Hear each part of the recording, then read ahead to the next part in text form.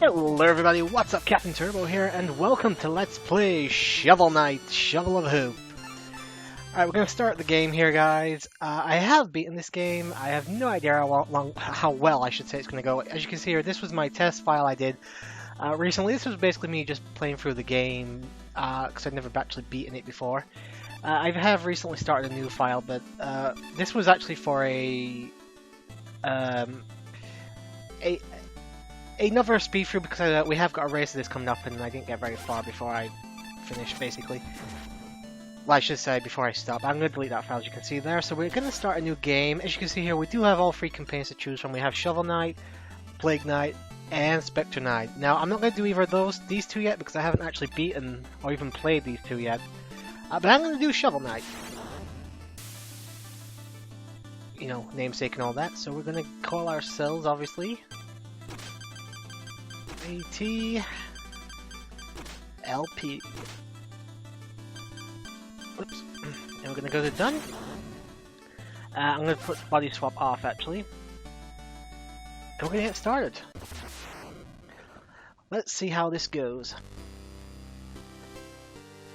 I'm not gonna be skipping cutscenes, by the way. Long ago, the lands were untamed and roamed by legendary adventurers.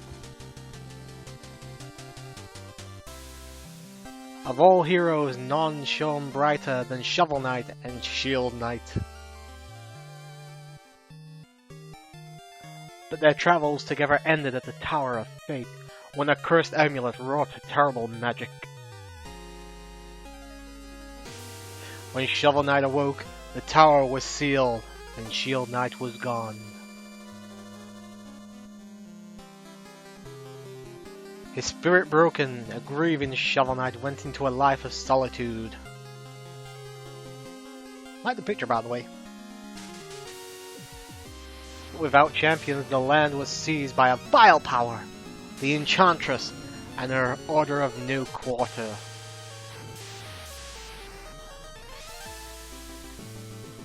Now the tower is unsealed, and devastation looms. A new adventure is about to begin.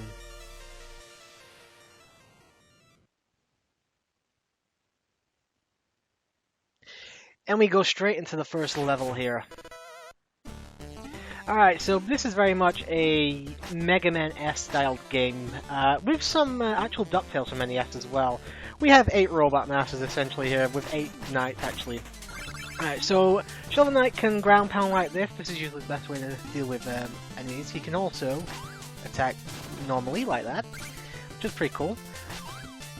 You can also use other items actually to fling at enemies. Unfortunately, I haven't come across anything yet, and I'm actually going to get as much of this treasure as I can, because this game, power-ups you need to buy with the treasure you pick up along the way. You can actually get a fair decent amount here in the first level, so I'm actually going to go for as much as I can here so I don't have to grind as heavy in the later part of the game. Something up here? I can't remember. No, I don't think there is. But yeah, I actually bought this game a while ago, guys. Actually late last year. I basically tried it out just to see what it was like and didn't actually play the game all the way through. But the reason I mainly bought it was the fact that, as I already mentioned, we got a race. Oh, and by the way, this here is a checkpoint. These you can actually later break, and you'll get a gem from them, although they'll no longer be a continuous spot. But this one you can't break for some reason. I'm guessing because it's the first, maybe. But yeah, I bought this game on Steam. I am playing the Steam version here, by the way. And I recently played through it to the end and I really enjoyed it, but there is definitely some fuck you moments in here. This is definitely a Mega Man inspired title, so I'll just leave it at that. Spikes are an instant death, another Mega Man trope, so do not touch spikes. There is a power up, or actually there's a couple power ups you can get that will make spikes pretty much useless. The dragon here, not nearly as difficult as he looks, just spam your downward thrust. And he actually gives you a fairly decent amount of treasure. Alright, I'm going to use this here, fling into that. And as you can see there, I didn't actually attack the thing at all there, I just used these. If I break them, I think I'll get treasure? No, I'm not.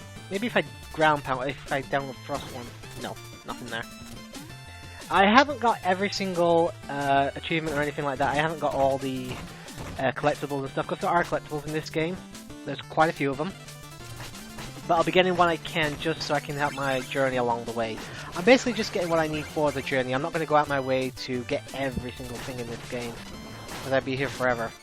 Alright, we got slimes making a appearance from other franchises, what Dragon Quest, obviously not the same kind of slimes, but any slime will always be Dragon Quest to me. In the area here, you can usually tell when there's something hidden, at least in some areas. Over there you can see a note with a music symbol on it. Basically you can sell these, but these are collectibles as well. If you get them all, obviously you'll get an achievement. You can sell each of those for 500 in the nearby town. So they're definitely worth picking up just for that alone. But obviously, they also add towards your overall score as well, so there's achievements and stuff to be gotten from collecting them. These obviously can be picked up off walls and stuff. These will contain treasures, you can probably tell there. As I said, I won't be doing every single thing in this game, guys. It's only due to the fact this is the first level, it's the easiest one to do, so it's the easiest one for me to get some gold and stuff. The pink gems there, they're usually the most, the ones that pay out the highest. I think it's like 200, 250, something like that. It's definitely worth getting. I'm just going to make sure there's nothing else here. What's this? There's a turkey. Very Castlevania-esque in that the food will restore your health. You can get a few potions along the way as well that will help you, which I will be getting for the record. Another checkpoint right there.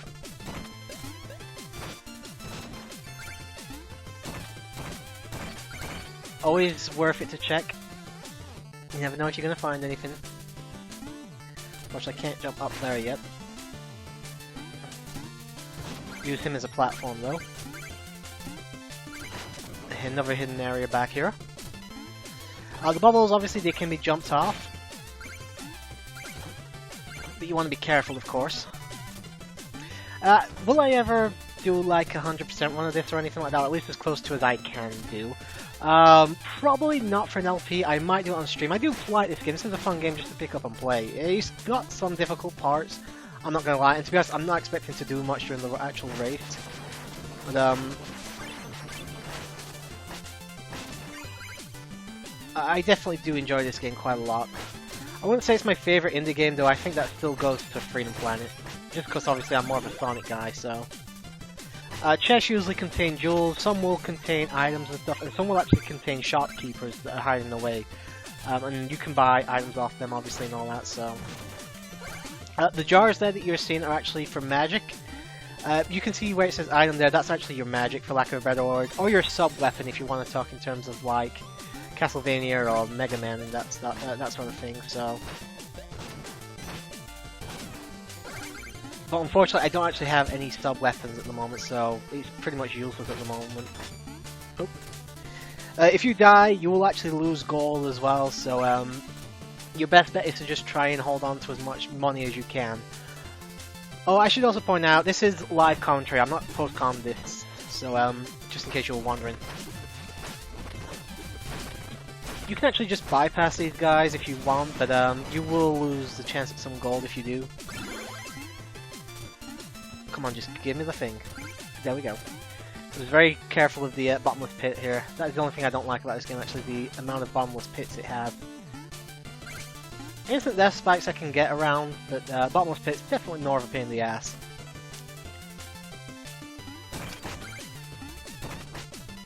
Go here. As you can see, I'm using the downward thrust, and then I'm striking forward. That's because if I kept using the downward thrust, I would just go straight down and down until I couldn't go any further. And unfortunately, I wouldn't have been able to get back up here to go through all of these bricks to see if there's anything. You can see there, it's always worth it to check. We have enemies down here. And I think there's another one actually. Yes, there's one right there.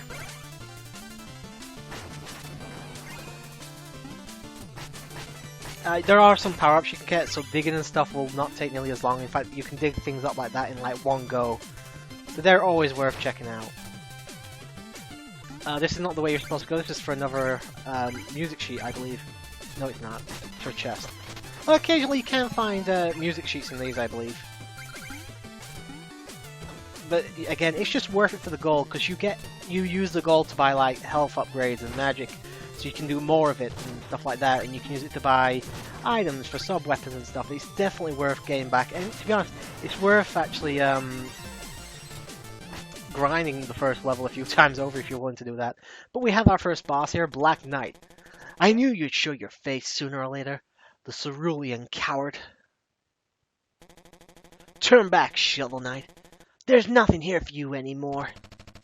Stand aside, Black Knight. I've no quarrel with you. I must return to the Tower of Fate. Your time away has dulled your senses. Can't you see? This entire valley has been conquered by the Enchantress, and her invincible knights of the Order of No Quarter stand between you and the tower. But none of that matters, because anyone after the Enchantress has to go through me. Steal thy shovel! Alright, so first boss here, and I'm getting messages, which I really didn't want to happen. The Black Knight is actually not that difficult to deal with, to be honest. He can definitely give you some issues your first time around, like he did to me. You can actually use his projectiles against him. Obviously, you're both using shovels, so makes sense in some sort of sense, I guess. To be honest though, I haven't actually beaten this guy without taking damage, which I'm a bit ashamed to admit. He's not stupid either.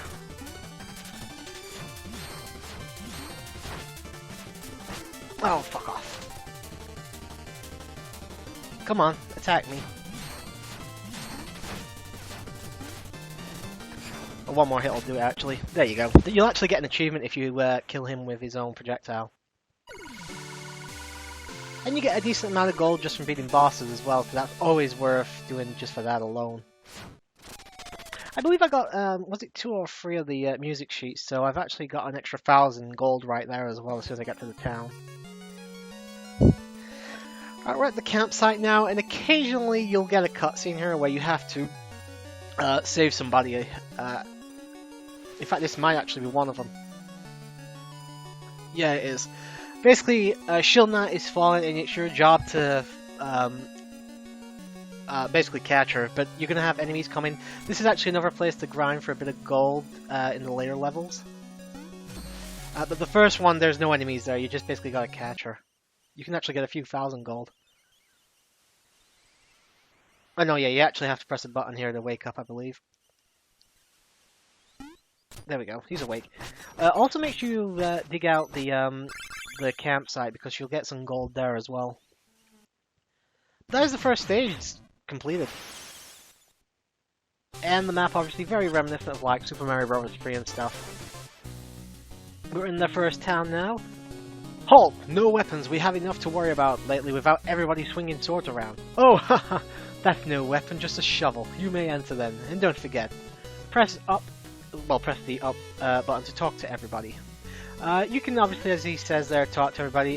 This is the guy I wanted to speak to though, is the Bard. Hail, traveler, I am but a simple bard, but I have a big problem. I've lost all my music sheets, my entire repertoire lays scattered across the land. If you ever find a music sheet, return it to me, and I shall reward you handsomely. Woo! You have 2 music sheets! Magnificent! Take 500 gold for each? Yes, we will. Wonderful. Let's see here. Oh, you have found the rival. Black Knight has fine musical taste. Should have studied compositions. But then I suppose I'd be the one with the rival. Now that I have this music sheet, I can perform it for you at any time. Just ask. So basically, he's your guy you go to change the tracks and stuff. I'm not gonna bother with that though. Hello, you've got a pretty face. You should come visit often. I thought she gave you something, but no. There's actually another music sheet I can get around here, but I'm gonna speak to Goatician first. Decisions. Should I extend my magic or health, or just eat a tin can? Why not buy a meal ticket and help narrow my options? So basically the first one is this one. It will cost you 1,000 gold, but you do extend your health. A meal ticket, hand it to me, I'll get to work on my best recipe.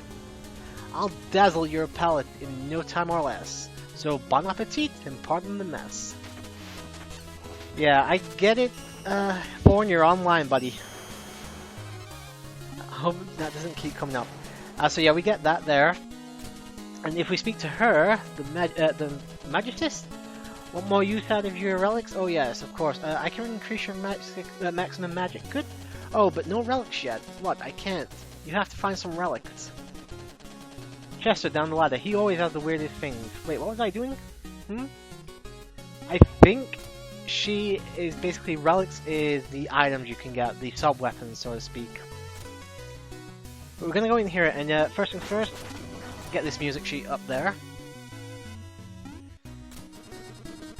Hey blue guy, you wouldn't believe the merchandise I've got for you today. Wanna have a look? Alright, so we have the fishing rod and we have the chaos sphere. I'm actually going to take both of these because they're actually both very useful. Cast into a pit and wait for it to take a bite. Keep an eye out for sparkling fishing spots. You probably saw one or two in the first level that I forgot to point out, but they are there. He's basically saying the same thing here, so I'm going to skip through it. This is actually what I'm mainly here for, is this sub-weapon. The fishing rod, unfortunately, does not double up as a sub-weapon, I'm afraid to say. I'm sorry to say, I should say. I'm going to head up. I'm actually going to head this way first. I'm not going to be here for very long. Place that on this. Jump on her, and you can get to the top here. Another music sheet, as you can see, so we've actually got another 1,000 there, and some more gold here for opening that chest.